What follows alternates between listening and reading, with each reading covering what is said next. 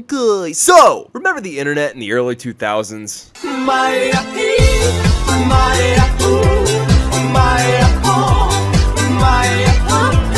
It was funny. I still remember every fucking lyric to Numa Numa. I swear to God, I have not listened to this song in years. I still remember the guy's name, Gary Bralsma. The internet in the early 2000s, man, was something else. From the memes, to the animation, to the video game parodies, it honestly seemed like an endless tunnel of entertainment. And this was due largely in part by sites like Albino Black Sheep, Flash Player, and of course, my old stomping grounds. Newgrounds. Everything. Everyone! But you know, before NG, before I even knew what Flash animation was, I knew of one site that I always went to first. A site that had changed the way people viewed online entertainment forever. Oh, hello. Welcome to Homestar10.net. It's .com. Oh, right. Homestar10.net. It's .com. Cut. I got a lot packed into this one, so we're just gonna get right the f into it. But first, to all you beautiful subscribers, I love you.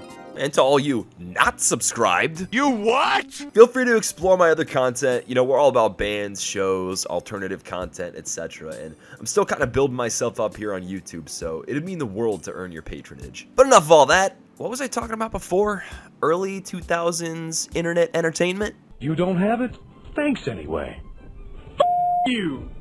F you. Suffice to say, the internet was chock full of crazy, edgy, independent Flash creations back in the day. Anybody anywhere could make a cartoon or game in Flash 5 and put it up online. My first exposure to this was on Funny Junk, where I found this gem in, I think, either 2002 or 2003. Won't you come and suck my motherfucker? Come on! I'm gonna you up!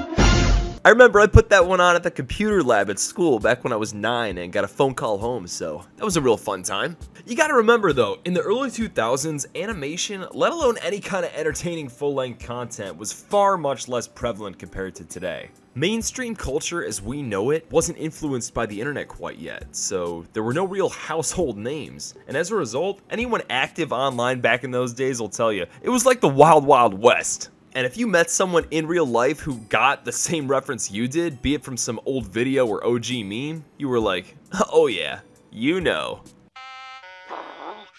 It's opinion, not news! That guy's hilarious. Even at 9 years old, I found this shit funny as hell. But trying to sneak this stuff past my parents, especially after getting in trouble at school for it, was not easy. But then one day, I remember coming downstairs and seeing my brother and his friend watching what looked to be a Cartoon Network-esque show on the computer. At that point, what I was used to were like 45-second animations, or at most like a 2-minute video game parody. But this was a real cartoon. An internet cartoon. Ding, doing. Ding, boing.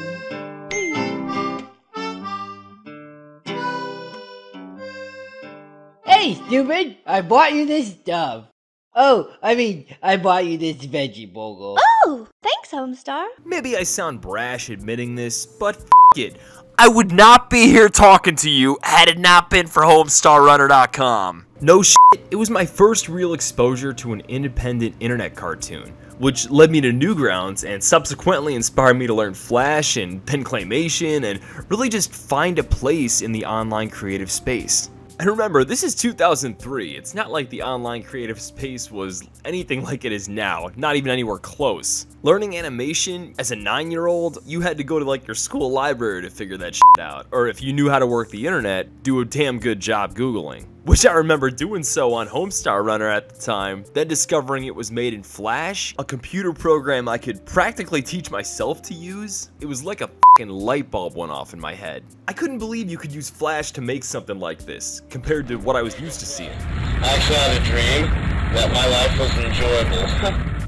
No, this is a show made by 2 guys from Georgia who literally started doing it as a hobby.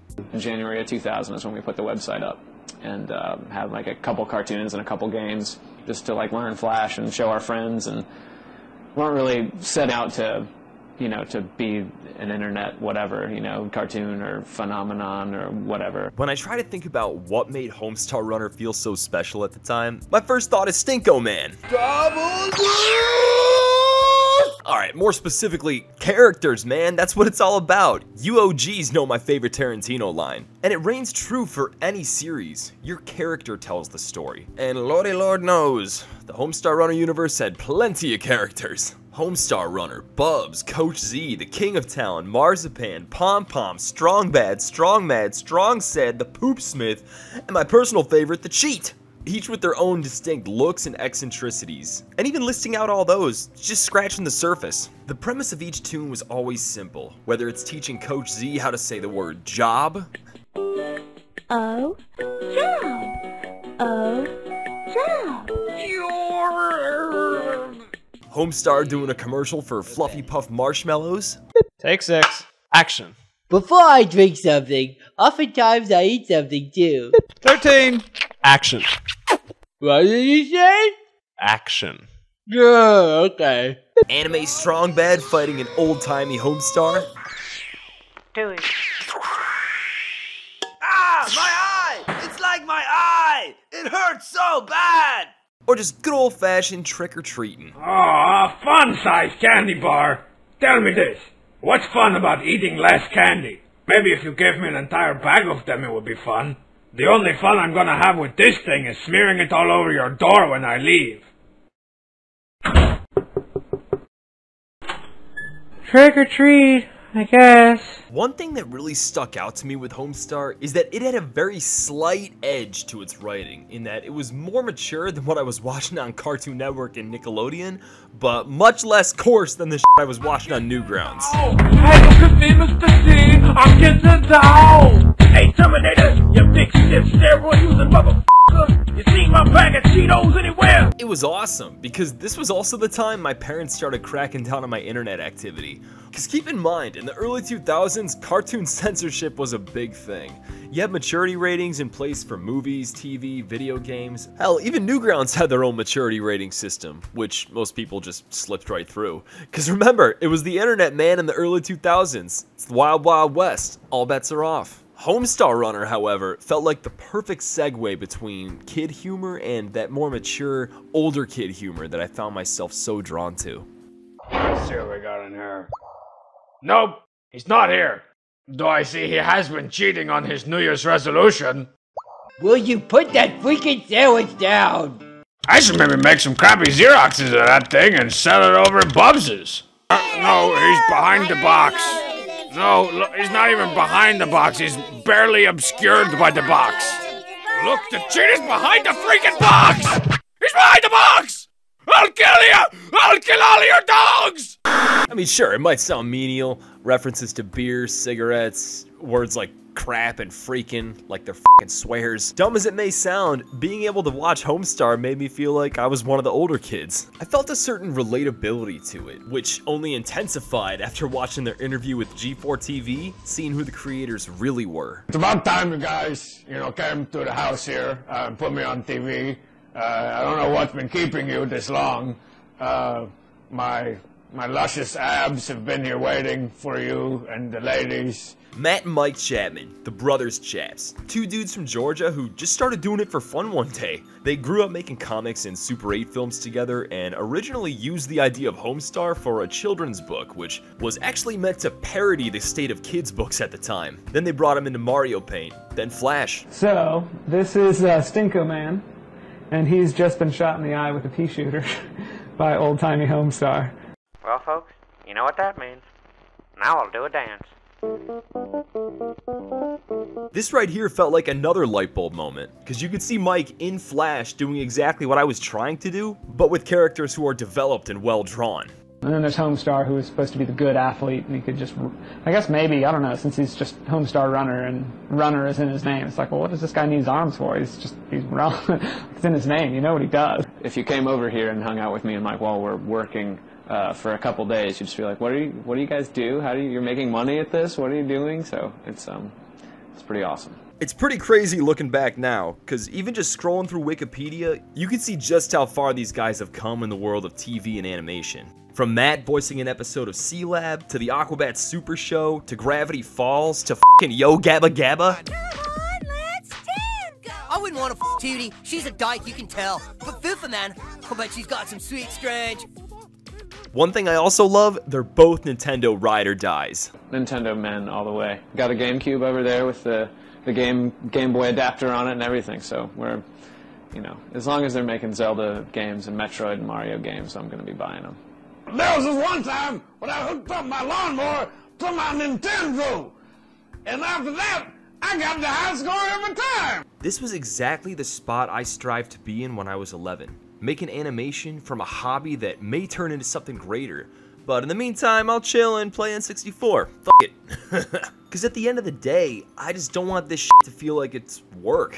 You don't want it to be work. You want it to be something you look forward to that lets you expand your mind and be creative, have some fun. To that same spirit, Strong Bad Email is probably the bastion of creativity on HomestarRunner.com. Sorry about that. What are you sorry for? It's my website. I don't think they're coming to see you, Homestar. It started in 2001 as a smaller feature on the site where Strong Bad would answer real emails from fans and basically just f with them. And before too long, it had become the site's premier series. Well, that's a stupid question, Abdi. Do you take off your face and hands before you go to bed? And if so, are you some kind of robot? And if so, what kind of powers do you have?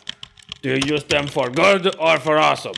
It was the coolest thing, interacting with a cartoon character, having your email read off. You may even spawn a new character. If you hate Homsar so much, why don't you kill him? From Vinny. Hey, Homsar! Why is it Strong Bad? Remember, this is interactivity with fans before the days of Facebook, Instagram, X. Before getting in touch with your idols was as easy as a DM. There was Strong Bad Email. What the crap? Whoa, what the... Yeah, he went through a few computers over the years. 5 or 6, I think, actually. But the era that always sticks out in my mind, which rightfully so, because it's right when I started animating, was the Compy 386 era, from 2002 to 2004. A spectacle of graphics and sound. This is the era that brought us Stinko Man and Anime Homestar. Pan is fat! The same era that brought us Teen Girl Squad. Arrowed! Ow, my skin! And of course, the era that brought us... Trogdor, the Burninator! Oh yeah! I got Guitar Hero a few years later. Let me tell you, when I heard this in the game, I nearly shit myself.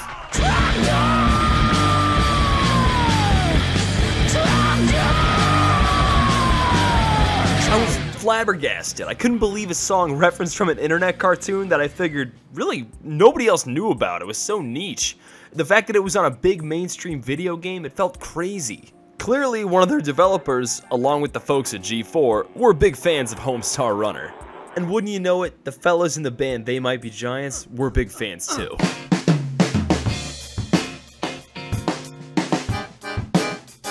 I'm telling bad jokes now. Really bad jokes now.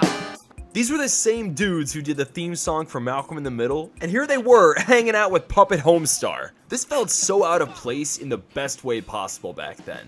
I think part of it goes back to how internet stardom, so to speak, simply wasn't like it is today. It was a lot rarer to have a big band or influencer, quote-unquote, go to bat for a niche internet cartoon. So as a fan, shit like this, along with their video for experimental film, felt extra special.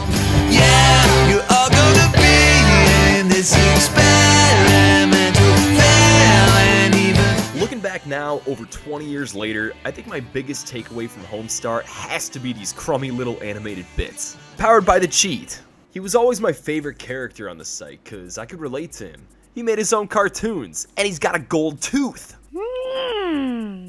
Legit though, I'd never seen a character like this in any cartoon, TV, internet, whatever. A character within a cartoon who made his own Flash cartoons. The cheat, this is the greatest cartoon in the whole world. Have a trophy. Hey, I didn't do that. Did I? I was inspired by the cheat, man. I wanted to make my own crappy little animated cartoons in Flash. So I had taught myself how to learn Flash, which then led me to discover claymation, which is how I started this YouTube channel, and yeah! It's really wild to see how far the web has come from an entertainment perspective since the early 2000s. Hell, I remember when it was so far-fetched, the idea of having a career as a YouTuber, like that was just fucking out of this planet, out of this world. But Homestar Runner felt like the one outlier back then, because Matt and Mike were able to pull in money, and not to mention without advertisements on the site. Attainability to become a creator is so much easier now than it used to be. So if you've made it this far in the video, A, thank you, and B, get your ass started on that creative endeavor you've been putting off. There's no time like now to share your shit with the world.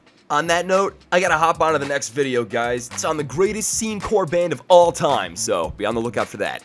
I'll catch y'all later. I said come on for Hogwarts, guys. I said come on for Hogwarts, guys. Everybody to the limit, everybody to the limit, everybody come on for Hogwarts, guys.